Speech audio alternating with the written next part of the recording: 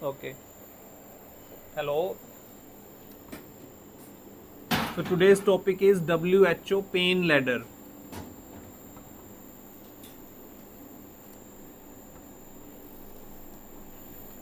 So the World Health Organization has given 3 steps. In these 3 steps, there are different severity of pain. Based upon that severity, management of pain is different.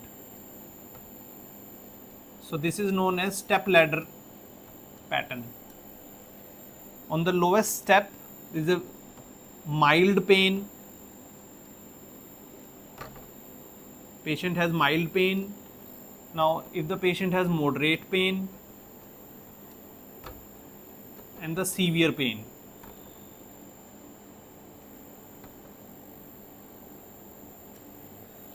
if the patient has mild pain, then the treatment is using non-opioids. Firstly, I will tell you just the keyword. I will explain later on. For the management of mild pain, you will use drugs which are non-opioids. For moderate pain, you will use weak opioids. And for severe pain, you will use strong opioids.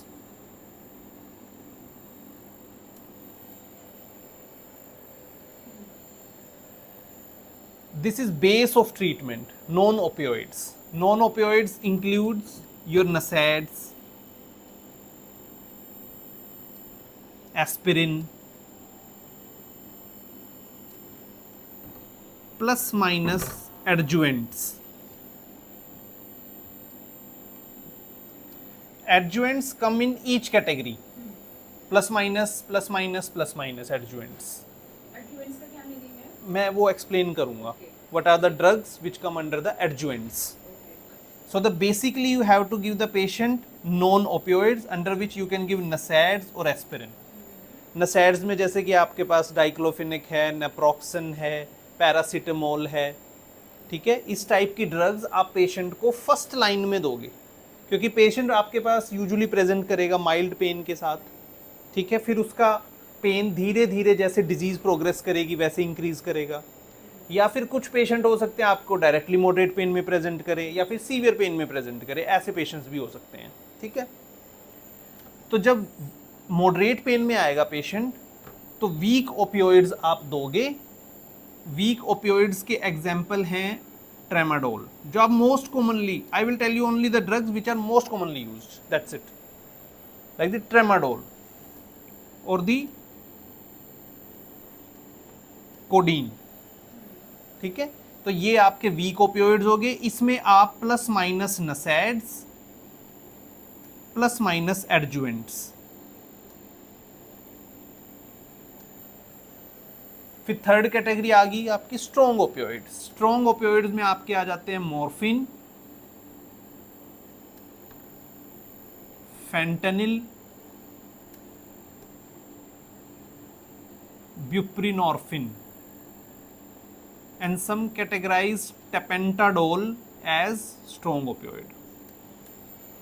तो ये सारी drugs हैं strong opioids, plus minus NSAIDs, plus minus adjuvants. तो ये है basically WHO pain management का step ladder pattern, right. जो हम लोग अल्ट्रासेट वगैरह देते हैं वो किस कैटेगरी में आएगा? अल्ट्रासेट में ट्रेमाडोल है ना, ये कॉम्बिनेशन ऑफ कॉम्बिनेशन है. हाँ, तो ट्रेमाडोल है और नसैड का कॉम्बिनेशन है, ठीक है. तो वो आप समझ गए आपको क्या देना है. आपको पहले पेशेंट को असेस करना है. अगर माइल्ड पेन है, you will start only with NSAID. आप उसे ओपियोइड्स नहीं दोगे, क्योंकि ओपियोइड्स के कुछ साइड इफेक्ट्स होते हैं. जैसे सबसे पहली चीज़ तो पेशेंट को एडिक्शन होने लगता है कि उसको और किसी से फिर रिलीव ही नहीं आएगा. फिर जैसे जैसे आपकी स्ट्रेंथ बढ़ती जाएगी, पेशेंट को कॉन्स्टिपेशन होना शुरू. कॉन्स्टिपेशन तो होता ही होता है, ठीक है. नोजिया, वॉमिटिंग, कॉन्स्टिपेशन, हेडेक, कई लोगों को टॉलरेट नहीं कर पाते हैं. हाँ, तो ये सारे साइड इफेक्ट होते हैं। नॉन ओपियोइड में नसैड्स के मोस्टली गैस्ट्राइटिस वगैरह होना, ये सब कॉमन साइड इफेक्ट्स हैं। ठीक है, तो इसमें कुछ ऐसा है कि KFT वगैरह असेस करने की जरूरत है एवरी टाइम? KFT आप मोस्टली जैसे डाइक्लोफिन हो गया, वो रीनल फंक्शंस को वो करता है। पैरासीटामोल हो गया, लीवर फंक्शंस के लिए हो सकता है, तो वो आप उस तरीके से असेस कर सकते हो। ठीक है, but paracetamol itself is very safe drug, but hepatotoxic only in higher doses repeatedly दे रहे हो। डाइक्लोफिन भी वैसे तो सेफ है, बट रीनल कॉम्प्रोमाइज कर सकती है कहीं ना कहीं। ठीक है, तो इस तरीके से आप देख सकते हो। जैसे मान लो कोई जीआई का पेशेंट है, तो उसमें ब्लीड के चांसेस हैं, अवॉइड द नसैड्स, क्योंकि वो गैस्ट्राइटिस करेंगे और जीआई ब्लीड होगा, तो गैस्ट्राइटिस पहले से, अल्सरेशन पहले से है, गैस्ट्रिक कैंसर अंदर ब्लीड होने के चांसेस हैं। You can avoid the NSAID, you can use the opioids. तो यहाँ पे आपको ऐसे सिलेक्टिव होना पड़ता है। ठीक है, तो वो ये एक इम्पॉर्टेंट टॉपिक था, ये ऐसे कवर हो गया। अब इसमें मैं आपको इंटरेस्टिंग बातें बताऊंगा कि एडजुवेंट क्या है, और उसमें मैं ये भी बताऊंगा कि आपको मॉर्फिन की डोज जैसे आप देते हो 6 आवरली दे रहे हो मान लो, तो कितनी डोज फेंटानिल के कितने के बराबर होगी, ब्यूप्रीनॉर्फिन कितना देना चाहिए उस सेंस में, ट्रेमाडोल कितना देना चाहिए। तो ये कुछ इंटरेस्टिंग बातें हैं। ठीक है,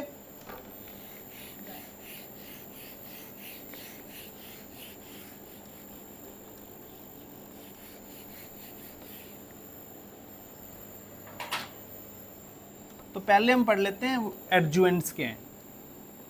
एडजुवेंट्स वो ड्रग्स हैं जो एज सच पेन किलर्स नहीं है, but they act as adjuvant, कि आप उसको किसी और ड्रग के साथ दे रहे हो ताकि पेन कहीं ना कहीं कम हो, पेशेंट को फील कम हो।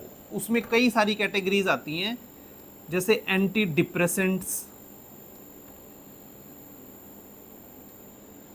डिप्रेसेंट्स, जैसे कि एमिट्रिप्टिलिन,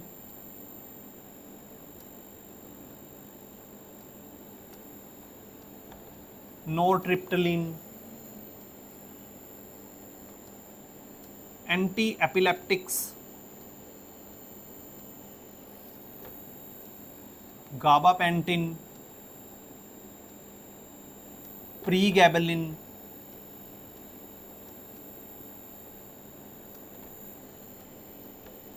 इसके अलावा हम पेशेंट को वेरियस एनेस्थेटिक्स भी दे सकते हैं, लाइक द कीटामीन,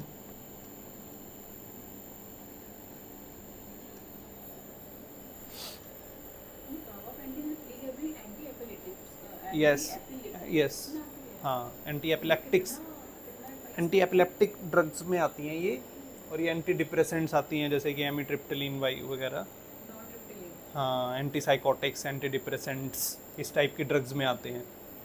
ठीक है, और कुछ एडजुवेंट में कुछ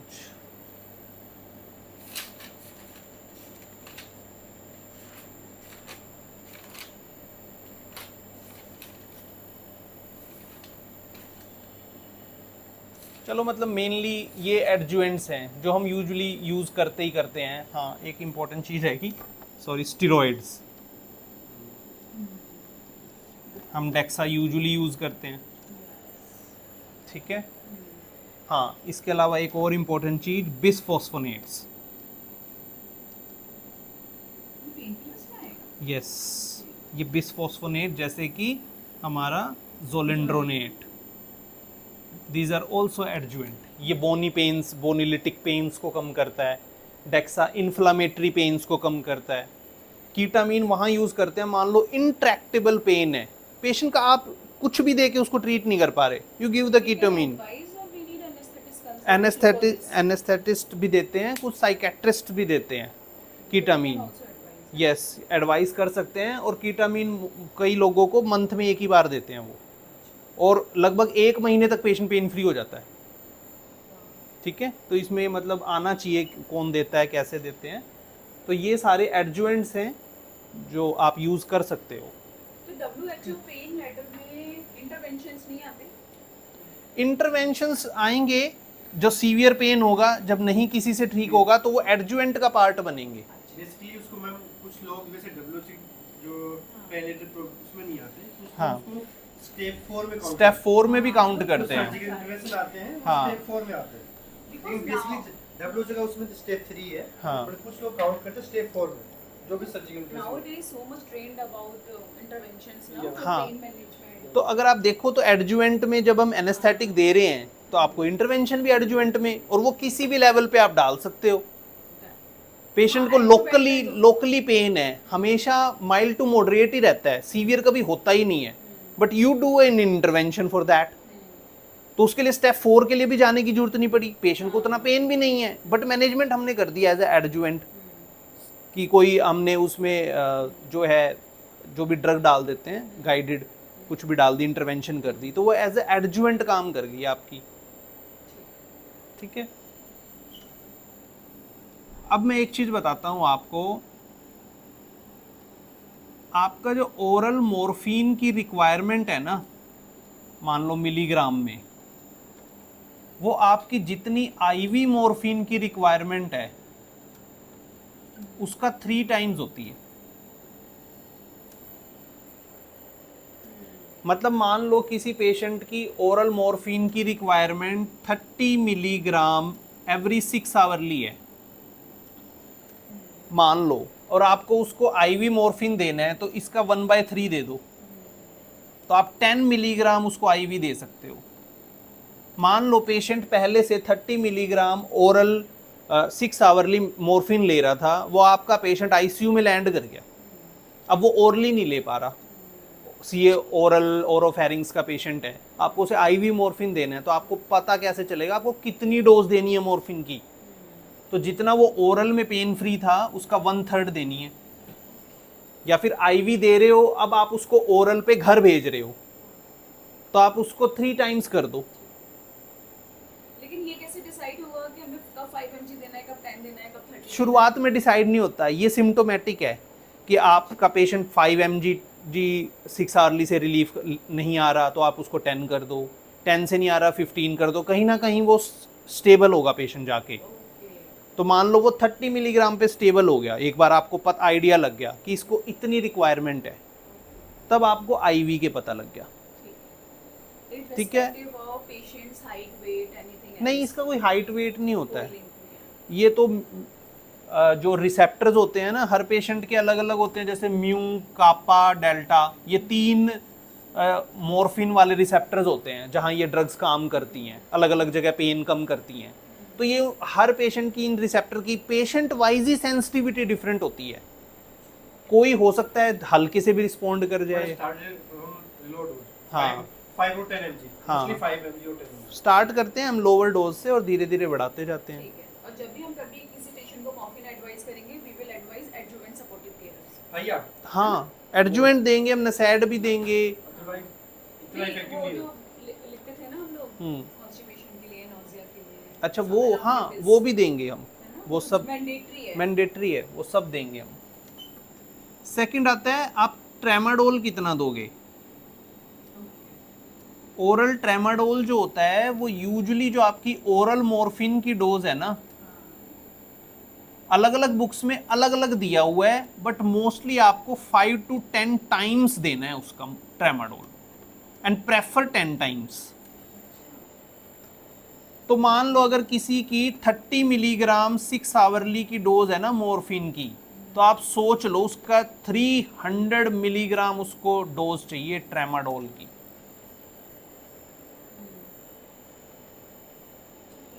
ठीक है।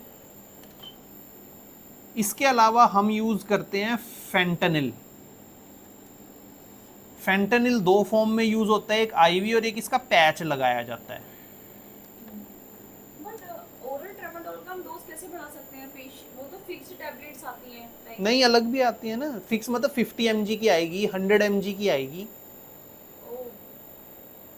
ओके, जो अल्ट्रासेट है, अल्ट्रासेट को हटाओ ना आप, Ultracet is a combination. Only 37.5 mg। हाँ, उस क्या है? ट्रेमाडोल में in Ultracet tramadol only 37.5 mg। 37.5 mg होता है। हाँ तो इसलिए बेसिकली अगर you basically give tramadol separately and paracetamol separately, तो देन पेन कंट्रोल। तो आपके पास ट्रेमाडोल अलग से आती है। 50 mg।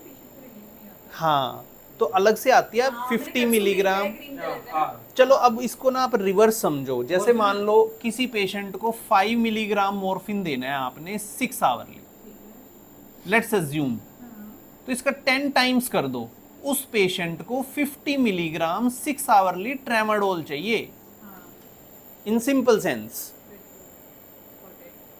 ठीक है, अगर 6 आवरली नहीं तो 8 आवरली दे दो कम से कम, तो आपको 50 मिलीग्राम की टैबलेट चाहिए।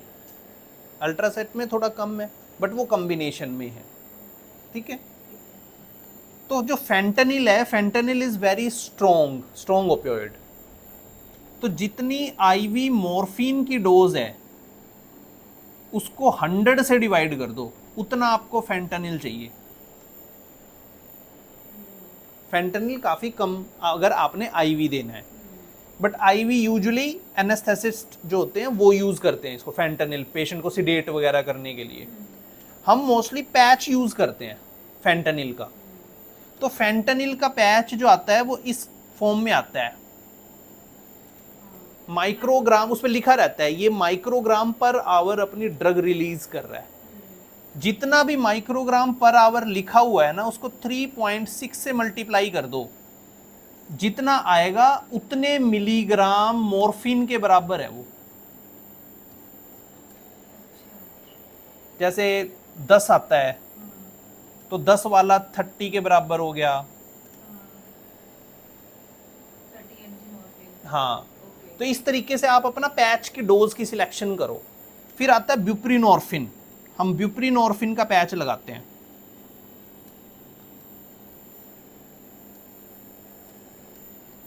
ये आता है जितना उस पे माइक्रोग्राम पर आवर लिखा होता है उसको 1.7 से मल्टीप्लाई कर दो। जैसे मान लो हमारे पास 10 का आता है, 1.7 से मल्टीप्लाई कर दो, वो 17 mg मॉर्फिन के इक्विवेलेंट हो जाएगा। तो इस तरीके से आप डिसाइड कर सकते हो कि आपको कितने का पैच देना है, क्या करना है। ठीक है, इसका फोटो क्लिक करना है। इसको ना कभी भी बीच में रिवाइज करने के लिए फोटो क्लिक ले सकते हो।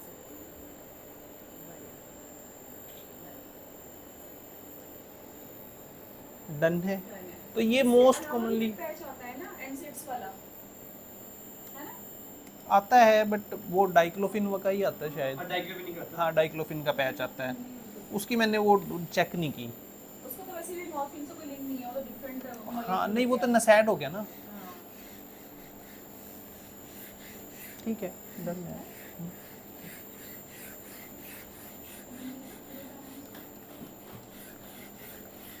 टॉपिक भी कवर करेंगे।